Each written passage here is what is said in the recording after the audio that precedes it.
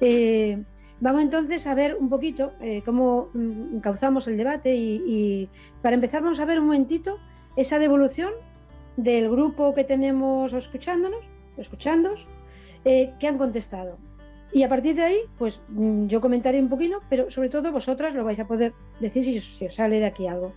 En primer lugar, se hizo un primer bloque de preguntas que iba, porque todas las empresas actualmente es obligatorio un plan de igualdad. ¿Se conoce o no se conoce? En los centros educativos también. Eh, ¿Lo conocemos? Y luego, ¿qué nivel de implicación tenemos? Entonces, bueno, ha salido que sí, en el 66% lo conocen. A ver que yo vea. Luego, conozco el contenido. Fijaros que ahí ya baja al 40%, ¿vale? Que no lo conocen, un 36%. Y un 49% alguna parte, ¿vale? Seguimos con aquí ya sería pon el segundo bloque, por favor, Mario. Seas docente, estudiante o trabaja, es el mismo. ¿Cómo se trabaja la coeducación en tu centro? Porque era muy si es puntual o si es algo global. No se trabaja la coeducación, solo en un 9%. Decíamos que si ya no estabas estudiando, que fuese alguien en tu pasado o tus hijos o tus hijas o quien fuese.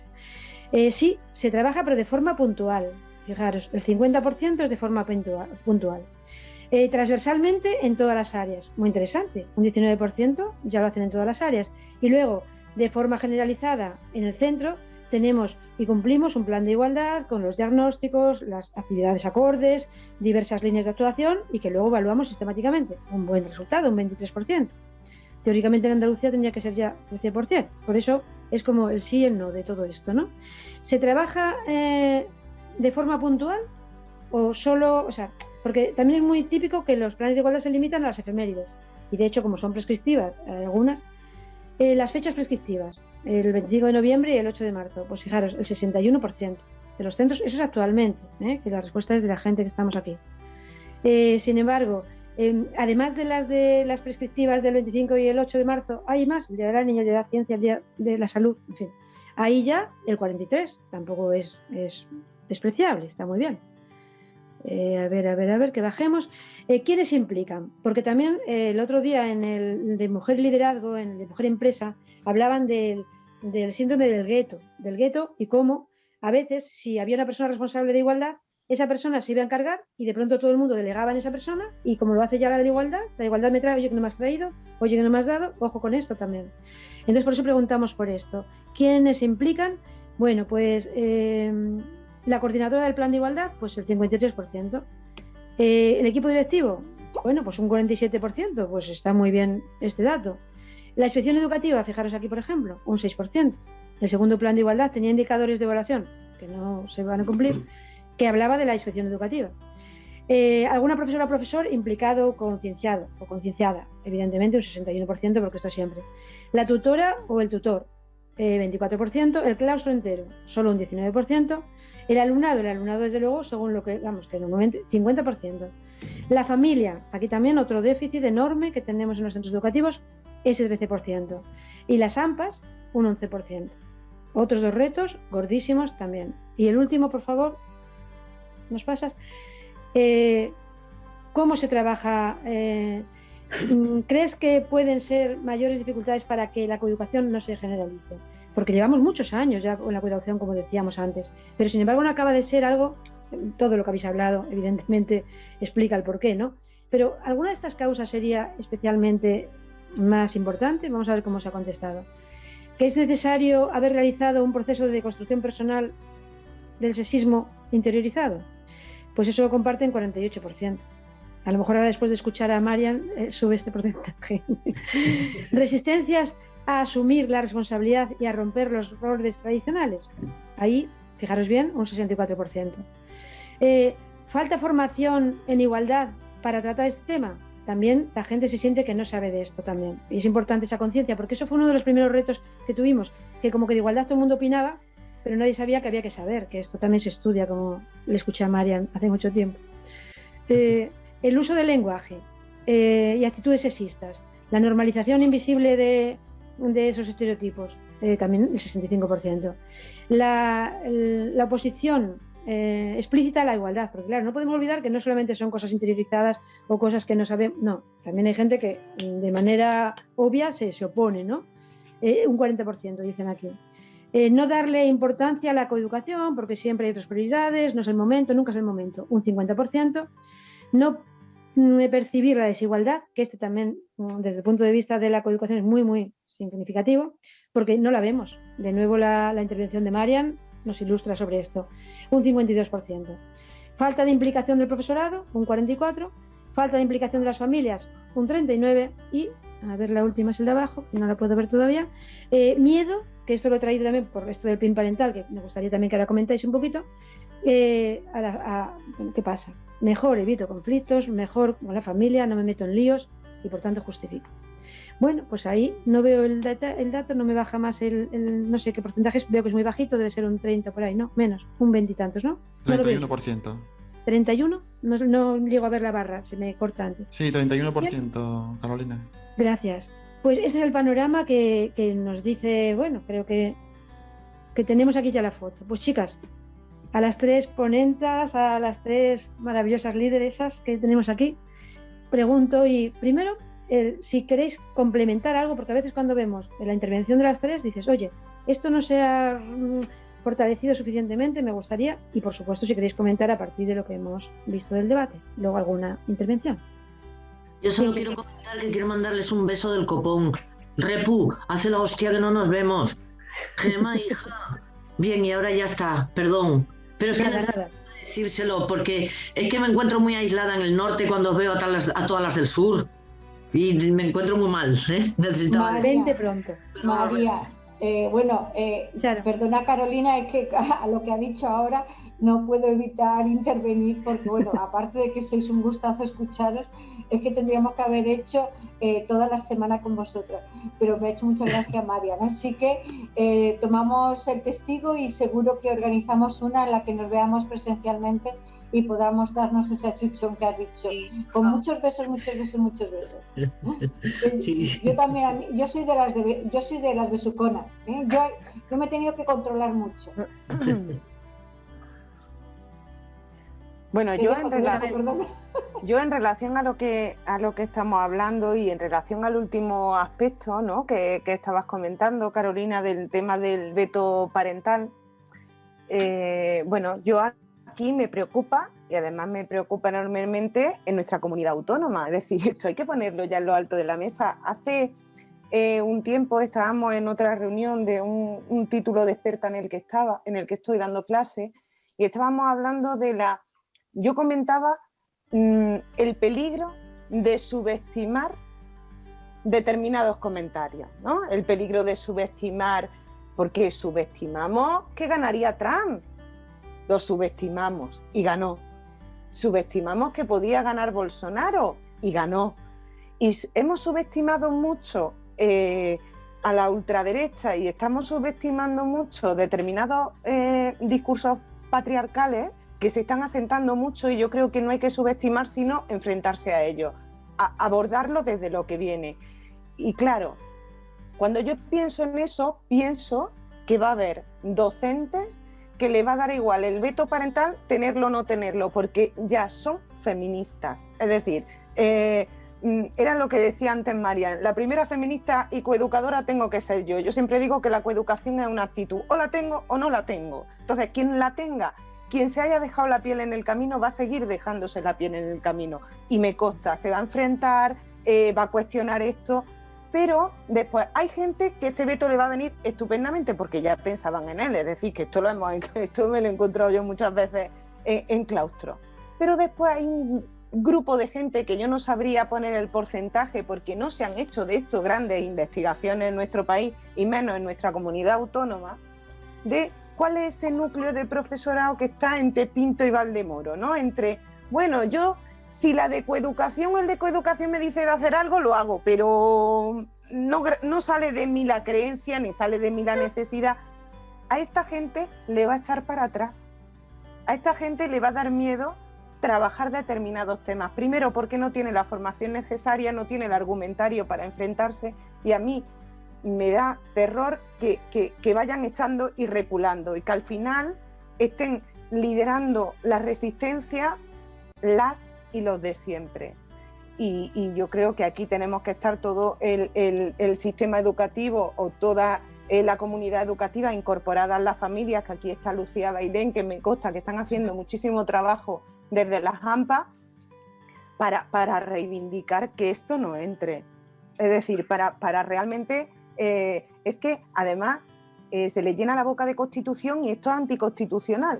Es que es lo primero, esto se tiene que recurrir, ¿no? Esto hay una ley orgánica al más alto nivel que nos obliga, hay una ley educativa y porque a 4 le dé la gana, no podemos pasar 40 años para atrás, que es a lo que quieren, ¿no? No podemos volver a eso. Y a mí es una de las cuestiones que creo que sí que debemos de abordar en esto y en otros espacios. No subestimar tanto, no decir, bueno, esos son 4 locos, eso está... No, que de locos nada, que tienen bastante poder y que tienen bastante influencia, por desgracia, en nuestro alumnado y en nuestro cuerpo docente. Sí, yo estoy de acuerdo también con Carmen. Y una cosa que me preocupa mucho es como no solamente los discursos negacionistas y los discursos patriarcales, como habla muchas veces Marian de Atapuerca, no solamente se han colado en los claustros, también se han colado en las aulas. El alumnado esboza esos argumentarios con una cotidianidad que da miedo. De hecho, una de las cosas que me preocupa muchísimo, y lo hablaba con Carmen en las últimas sesiones que tuve, que salí del instituto y parecía que me había pasado una apisonadora por encima, porque era tal tensión, era tan triste ver cómo hay muchos críos que además ya no son los que oculten, es que además presumen de ser machistas. Presumen de ser machistas y callan bocas constantemente a sus compañeras y a otros chicos que de forma disidente pues no siguen, digamos, ese modelo de masculinidad hegemónica, ¿no? Entonces, es un discurso que se ha colado en los claustros, es un discurso que se ha colado en las aulas, y no solamente hablo de aulas de secundaria, sino también me lo encuentro en 4º y 5º de primaria, que me dicen que su familia vota al diccionario, que más quisieran parecerse al diccionario, y que además con argumentos que no son argumentarios, porque claro, qué importante lo que ha dicho Carmen, y eso lo trabajamos constantemente, una buena formación feminista, una buena formación en coeducación de obligado cumplimiento, y además que fuera no solamente obligatoria, sino intensiva, que fuera continua, porque además tenemos que crear un argumentario muy sólido, un argumentario que no tenga ninguna grieta, para hacer frente a estas cosas. Me preocupa, evidentemente, porque nos hemos pateado muchísimos centros educativos durante muchos años, me preocupa muchísimo lo que dice Carmen. Ese profesorado que está entre Pinto y Valdemodo, y el otro profesorado que le va a venir de perlas, el poder decir que no coeduca. Y estamos hablando de derechos humanos y estamos hablando de Constitución. Entonces, es verdad que durante los últimos años sí que hemos dado por hecho que la ultraderecha no iba a quedar en nada, y va más. Bien. Y va más. Yo una cuestión, y le dejo la palabra a María, una cuestión que el otro día me pasó. Una profesora de Málaga, de instituto, me dijo que en torno al 8 de marzo hizo una actividad, y un alumno suyo de bachillerato le dijo: yo no voy a hacerla y me voy. Y le dijo ella: está en horario escolar, no te vas. Es decir, si no quieres hacerla no la hagas, pero está en clase, ¿no? La respuesta del alumno fue: ten cuidado, que mi padre es abogado. ¿Qué es lo que tenemos que hacer ante esta situación? Yo me voy al equipo directivo. Primer elemento, formación del equipo directivo e implicación en esto para decir: esto es así y te tienes que quedar. Segunda, implicación de la inspección educativa, porque esto hay que decirlo, y tan solo un 6% ha dicho ahí la implicación de la inspección educativa. Tercero, la respuesta de la Delegación de Educación de turno. Cuarto, la respuesta de la Consejería. Tiene que ir todo en la misma línea. Y lo primero son los equipos directivos diciendo: esto se tiene que dar. Marian, perdona, pero lo quería comentar. No. Si yo encantada de que hables, Carmen. Yo aquí escuchando estoy encantada. No, ¿sabes qué pasa también? Que el profesorado debemos también buscar espacios de protección y estrategias de protección también. Una de las primeras estrategias de protección es la formación. Es decir, cuando yo sé contestar, incluso desde la parte legislativa, ¿no?, a alguien que me diga que me va a poner una denuncia, me encuentro mucho más segura. Eso siempre, ¿no?, si sé contestar. Por otro lado, si sé dónde buscar efectivamente esa protección, también voy a estar más segura. Por supuesto, lo que tú dices de equipos directivos, consejería y demás. Pero yo creo que no debemos olvidar tampoco el papel de los sindicatos. Es decir, y no vale decir todos los sindicatos son iguales, todos los políticos son iguales, no, mirar cómo no todos los políticos son iguales, que estamos hablando de unos, muy concretos, pero bueno. Entonces, también a ver, que ser profes es ser obrera, joder. Que es que nos hemos creído clase media. Es que nos hemos creído también la hostia. Parece que vamos con el currículum en la frente y parece que tal, que no, que tenemos que volver a las barricadas y que hay que volver a estar sindicado, así como os lo digo. No os digo cada cual que se sindique en el que le dé la gana. Pero tenemos que unirnos, tenemos que ser un colectivo unido a favor de la buena educación, de la educación laica, de la educación coeducadora, pero sobre todo de la buena educación también. Entonces, joder, ya está bien, porque si no, cada uno vamos por nuestro lado. Ahora atacan a los interinos. Oye, ¿cómo no soy interina? Ahora quitan a los de latín y griego. Yo no soy de latín y griego. Y claro, luego viene Vox y me va a decir otro, pues yo no soy feminista. Pues no, o nos unimos de una vez. Primero nos formamos, sabemos contestar, sabemos argumentar, sabemos dónde acudir en caso de una denuncia. Y luego ya también os digo, mayor denuncia que hemos tenido encima, ahí la Repullo y yo, que hasta hemos ido al Tribunal Superior de Justicia de Navarra, y luego ¿qué? Pues nada, pues no quedó en nada. Eso sí, llevamos hostias por todos los lados, de la que también es verdad, nos llamaron pedófilas, pederastas, nos llamaron de todo, pero de todo, menos guapas, que yo no sé por qué lo de guapas no nos lo llamaron, Repu. Aparte no entiendo bien. A mí me dijeron que no iba a ser capaz de sacarme una oposición de correo. Me encantó. Fíjate, de correos, ¿por qué les haría por correos? A mí me pusieron, aquí trabaja la pedófila de Asturias, y era la foto de mi instituto, en Twitter. Entonces, vale, pero aquí estamos. ¿Os dais cuenta también de eso? Mirad dónde estamos, joder, dando charlas de coeducación.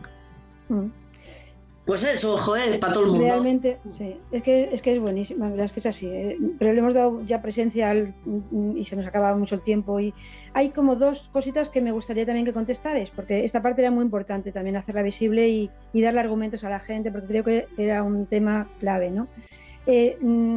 Una fue muy al principio, Carmen, cuando tú dijiste, voy a hacer primero la otra, que es más cortita, porque decían, las chicas, las mujeres están ahora asumiendo más riesgos que antes. Esa era muy interesante, pero no nos va a dar tiempo a profundizar en ella, porque era muy interesante.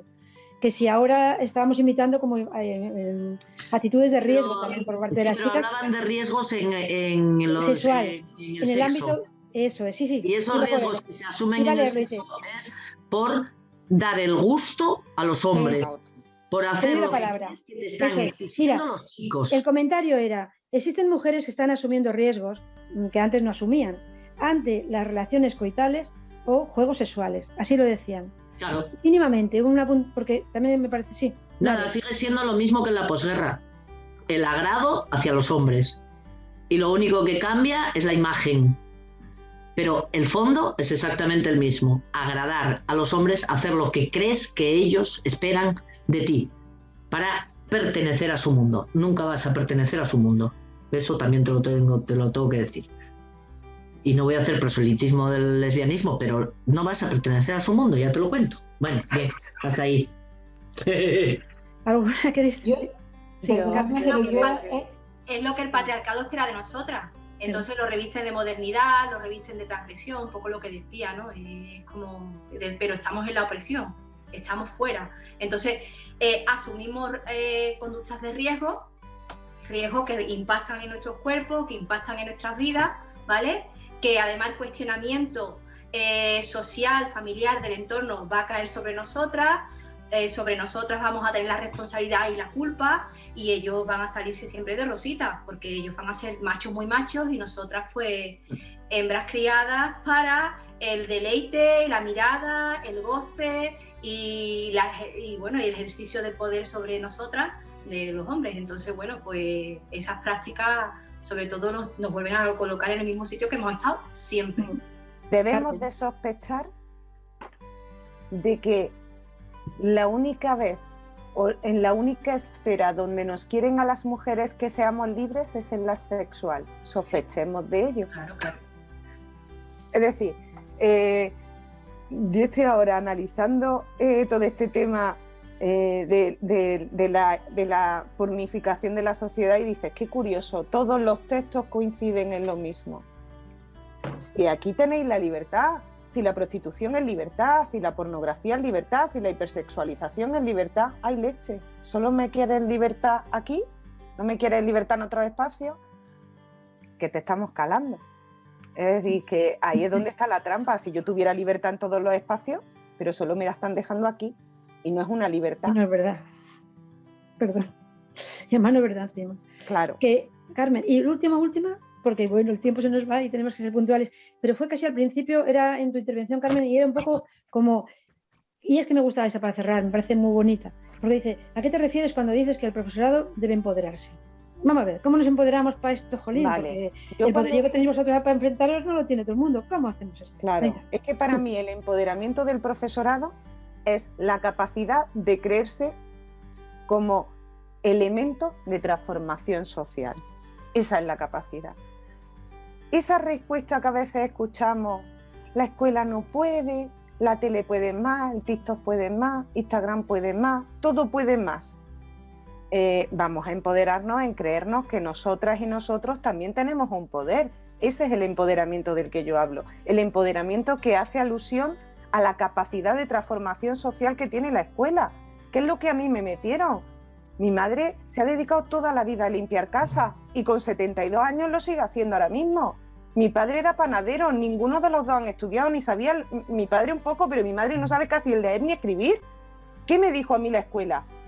A mí la escuela me dijo que yo podía y que yo podía. Por tanto, ¿para qué sirve la escuela? Para la transformación social. No podemos tirar la toalla porque entonces estás ganando el sueldo de gratuito. Porque los ríos de España los tengo en Google y los afluentes también. Es decir, vamos a realmente educar para una transformación social. Si yo cojo un aula de 60 criaturas que tengo en mi aula, no sé si habrá alguna alumna mía o alumno aquí, que es de la UPO, y no incorporamos esa capacidad. Sí, dicen, pero qué estupenda soy. Mírala.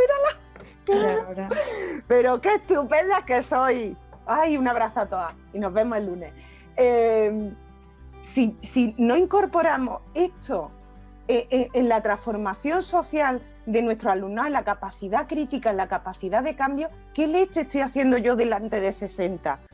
Es decir, yo me tengo que creer, porque realmente me lo creo, que hay una capacidad de transformación desde el sistema educativo, desde infantil, primaria, secundaria, universidad, la posobligatoria. Hay una capacidad de transformación social y el profesorado se tiene que empoderar en que es capaz de transformar. Y eso, junto con la actitud coeducadora, pues imagínate, vamos, de decir, yo puedo, aunque sea esta parcela, pero yo puedo. Cuando dicen, no puedes incorporar el tema del feminismo en tus clases, pues ya están aquí mis alumnas para saber si yo incorporo el feminismo en mis clases o no lo incorporo, porque hay que incorporarlo. Es que ese es nuestro reto. Y no solo eso, Carmen, sino que también el darnos cuenta que cuando reflejamos los obstáculos que tenemos en el aula con los chicos adolescentes, con algunos, no con todos, con algunos chicos adolescentes que nos ponen esos grandes obstáculos, nos estamos olvidando de la gran labor que estamos haciendo con el 100% de las chicas. Y sobre todo nos estamos olvidando dónde hemos aprendido nosotras, dónde recibiste tú la primera gota de igualdad. Y si alguna de vosotras, al preguntaros eso, habéis respondido en una profesora, fijaros lo que podemos significar en la vida de todas esas chicas, de todos esos chicos que también quieren huir de esa masculinidad hegemónica y también de esos masculinos hegemónicos absurdos que también tienen derecho a poder cambiar y a tener el catálogo completo, también el de la igualdad, y no solo el catálogo de mierda que le dan en casa o que le dan en los medios de comunicación. Esa es la importancia de nuestro trabajo. Y yo creo que cuando nos damos cuenta de eso, joder, no sé, si el último día de tu vida te dijeran, profe, tú fuiste la que soltaste la gota de igualdad que me hizo cambiar en mi vida, creo que ese día podríamos decir, pues he cumplido, coño, ya está. Pues sí. Creo yo. Genial, genial, genial. Yo estoy totalmente de acuerdo Sí, con mis compañeras. De hecho, yo en las formaciones con profesorado siempre digo lo mismo. La capacidad no solo de transformación, sino el impacto que tiene la vida del alumnado. Tened en cuenta que en muchas ocasiones el centro educativo, el aula, puede que sea el único espacio seguro para gran parte del alumnado, por parte del alumnado. Y además, yo siempre cuento la anécdota. Yo cuando iba a Parvulito, voy a cumplir 50 años, era de esa época que iba a Parvulito, el Parvulito existía. Yo jamás olvidaré a mi profesora de Parvulito, a doña Carmen, le llamábamos doña Carmen, ¿no? Porque ella supo verme. Era brutal cómo me veía, no solamente a mí, sino a todos los niños y las niñas del aula. Tenía una capacidad, una empatía, una forma de tratarnos que es algo que no voy a olvidar a lo largo de mi vida. Impactó en mi vida, no lo voy a olvidar. De hecho, al cabo de los años llamaba a mi casa, porque mi padre era el fontanero que iba a su casa, llamaba a mi casa y yo cogía el teléfono ya casi adulta y me reconocía mi voz y reconocía de mis hermanas. Sí, somos capaces de tener un impacto en la vida de niños y niñas y una capacidad de transformación brutal. Nuestro trabajo es importantísimo, Estamos cambiando el mundo de muchos niños y niñas y eso da mucho poderío, pero por supuesto siempre desde la coeducación. Por eso siempre digo formación, formación y formación, para tener un buen argumentario. Cuando tienes un buen argumentario, cuando has sido capaz de arraigarlo, no te calla ni Dios. Pues dicho queda, socialización transformativa, socialización para transformar esa sociedad. Muchísimas gracias al Ayuntamiento, por supuesto, a la delegación por organizarlo, a vosotras, a las tres, por vuestras geniales intervenciones. Y eso, a por un sistema coeducativo. Vamos a ello. Desde la delegación, nuestro agradecimiento más sincero. Para nosotras y nosotros es un honor teneros, porque lo sabéis, os queremos, os necesitamos y yo solamente añadiría que tenemos que apostar también por hombres referentes, chicos y chicas chicos referentes, porque creo, y por eso quería añadir, lo puse antes en el chat, en uno de los comentarios para que lo cogiera Carolina, pero como hay tantas opiniones, creo que nos falta visibilizar chicos que los hay y hombres que los hay, que son referentes, porque es verdad que las mujeres afortunadamente nos hemos unido, somos redes, hay una red de solidaridad impresionante, el feminismo nos ayuda a visibilizarnos, aunque seguimos trabajando por ello, pero hombres y chicos que los hay nos faltan y creo que lo necesitan también, lo necesitamos, pero ellos les falta eso y el discurso audiovisual pues realmente no facilita que haya estos referentes masculinos igualitarios. Vale, era solamente eso, agradeceros enormemente este tiempo con nosotras. Muchísimas gracias. Un abrazo. Abrazos. Abrazos. No nos podemos despedir, bueno. Sí. Hasta luego, compañeras. Ha sido un placer, ha sido un placer. Gracias, Lourdes, y gracias a todas las personas que nos han acompañado. Sí, un placer. Un auténtico placer. El chat está bulliendo. Gracias. Ay, qué buena tarde, qué magnífica tarde. El próximo webinario, Carolina. Claro que sí. Se nos olvidaba. Lo sabe la gente porque están pendientes, porque la asistencia es mucha. Ya sabéis que el próximo 11/5, del mes próximo de mayo, mujer y salud, desde la perspectiva de género. Como veis, los 4 pilares, que son 4 temas clave importantísimos. Así que os esperamos el próximo día 11 del mes que viene. ¿De acuerdo? A coeducar. Chao. Gracias. Gracias.